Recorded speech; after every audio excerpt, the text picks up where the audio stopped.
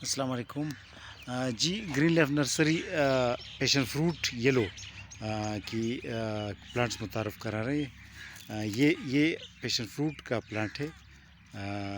یہ چھوٹے قد کے پودے ہمارے پاس صرف دستیاب ہے، بڑے قد والی نہیں ہے، چھوٹے قد والے ہے، تقریباً 1 فٹ کے قریب ہے اس کی ہائٹ۔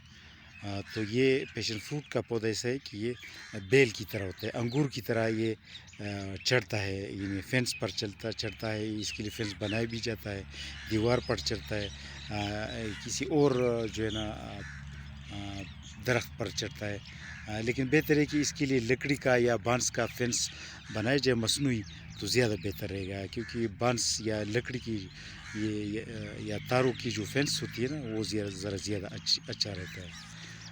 اور اس کو تھوڑا سا یہ کہ سردی کے موسم میں دسمبر سے لے کر جنوری تک تھوڑی سی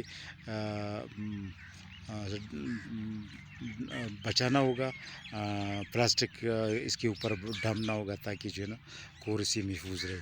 2-3 سال تک کوڑے سے محفوظ رہے تو پھر فرق نہیں پڑتا، پھر جب پودا میچور ہو جائے تو پھر جو ہے نا ٹھنڈ سے یہ خراب نہیں ہو جاتا، لیکن پہلے 2 سالوں میں تقریباً تھوڑا سا احتیاط کرنی چاہیے۔ سردی کے دوران اس پر جو ہے نا پلاسٹک ڈالنا چاہیے اوپر، یا تھوڑا سا چھوٹا سا گرین ہاؤس بنانا چاہیے۔